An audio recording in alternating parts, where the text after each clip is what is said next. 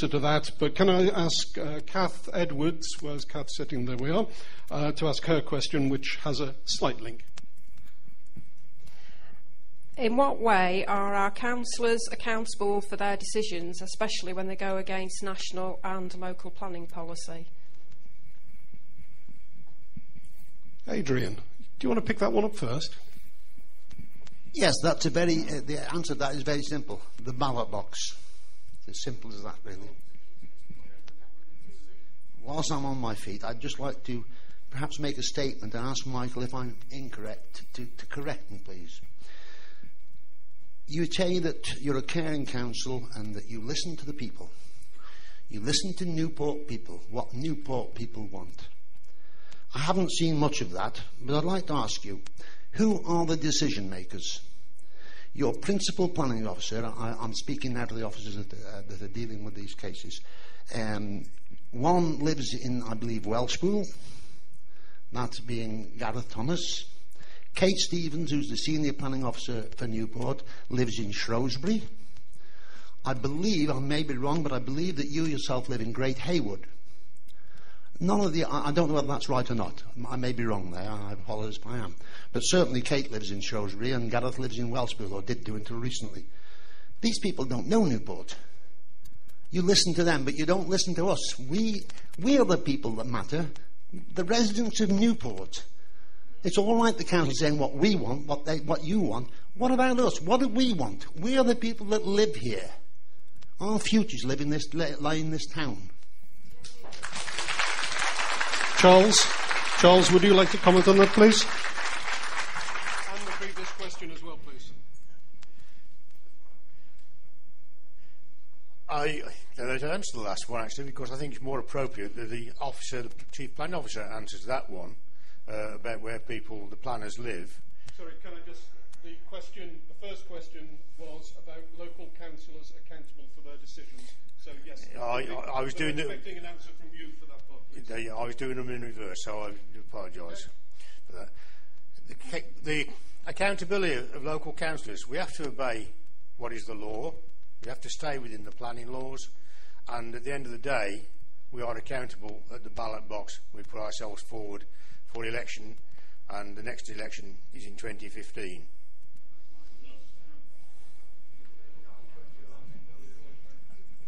I think the question asked, where do I live?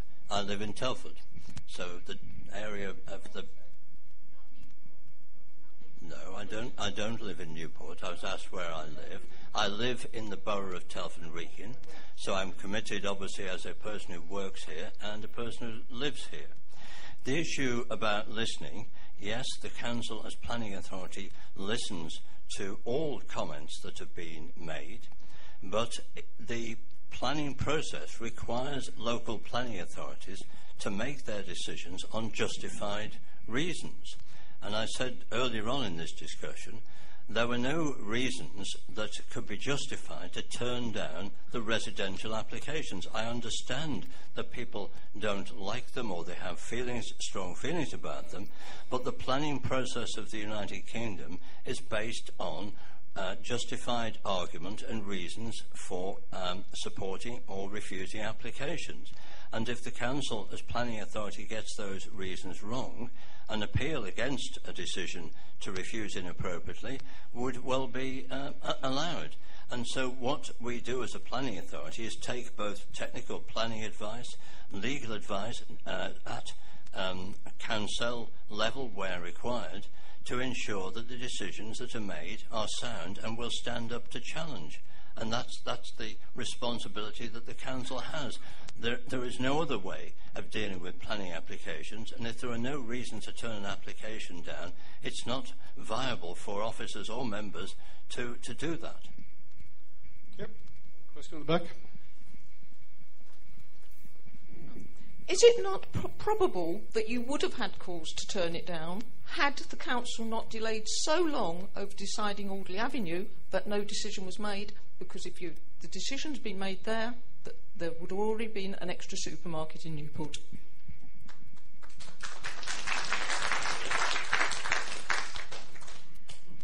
When the applicants at Audley Avenue went to appeal, report was already prepared. They knew when we were taking it to the Council's Plans Board. My guess would be that they took legal advice, that they stood a better chance taking the course of action that they did, and you can see the outcome of that. The issues which were raised as part of their application about the need for a supermarket, the appropriateness of a development outside the centre was very clear. So a planning inspector has endorsed that. The issue that the...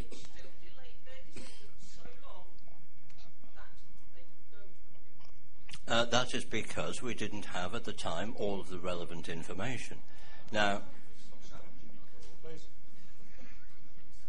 that is because at the time we didn't have all of the relevant information. And I guess you have to put yourselves in the shoes of the person making that application and determine for yourselves whether the course of action they took was well advised for them, for their personal or their own approach. And that's not for me to comment on. But the issue about the need or otherwise for a supermarket, I think, is very clear.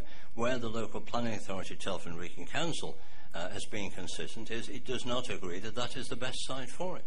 And it set out its reasons in public meetings to support the argument that, in the view of the planning authority, there is a better site. In terms of process, can I ask Dave Zuckerley to ask his question, please? I can find this person on the microphone. It was a bit easier than the others, sorry.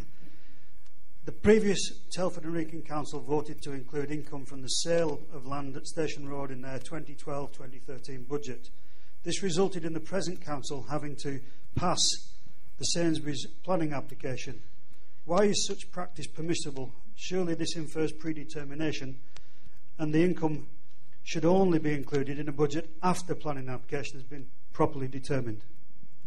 So I think it's...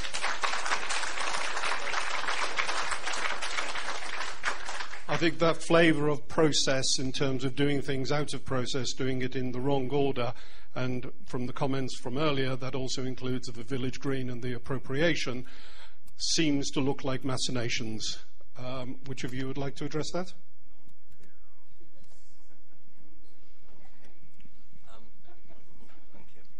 Thank you. What I can say from my role in all of this, I have not been engaged in any of the property transactions, and I've only dealt with that which has been part of the planning process, which is what I'm employed to do on behalf of the local planning authority. The council, as a property owner, clearly has a responsibility to ensure that it obtains the best value for land in its ownership. That is what local authorities do up and down the length and breadth of this country. They have a responsibility to get the best value on behalf of yourselves as council taxpayers for the borough as a whole. And so that is the basis upon which the council, as a property owner and manager, would approach things. From my own point of view, as the advisor on planning matters, I would confine my comments to that which is appropriate to planning. And where I thought that a planning application should not be approved and that there are sound reasons to do that, that is the recommendation I give. Where that's not the case, then clearly I have to give to members a recommendation that the planning applications should be approved subject to conditions and whatever other obligations. But that is the way the planning process works, not just in Telford Wrekin, but in every other local authority in the country. Would somebody like to try restating the question in a form that might be able to be answered? Sorry, could you just hold on for the microphone 1 second? Thank you. Michael, we've just heard a question about the Audley Avenue application, which the council felt it couldn't make a decision on because it hadn't got the relevant information. Clearly, the Sainsbury's application was determined back on the 25th of April, and it's now very evident that you didn't have the relevant information to make a decision on that at that time. So why didn't you advise your officers to defer a decision on that particular application? Sorry, before you answer that, Gary, would you like to ask your question as well, please? Do you want Mr. Barker just to answer that? Oh, right, okay. I'd like to go with that one, please. I disagree with that last point, that I believe that all the relevant information was at the appropriate time was available. So I don't agree with you. You may not agree with me, but that is, I cannot give you any more information than I've already given. At every point when the Plans Board made its decisions, they had all of the appropriate information. In relation to Audley Avenue, discussions were going on in those days before a decision was made, and that was the way it turned out. The council was very clear that it objected to that application. The applicants had been told that during the process, and clearly they took their own choice in making an appeal. I think you might have a list of things that you feel are missing. Do you want to go for that? Simply on that last point, I find that answer incredible, Michael. When last Wednesday the Plans Board met again to review the position, received 5 reports mainly from external consultants, and on top of that you have produced, I think it's a 308-page report on environmental impact, all of which are post-April.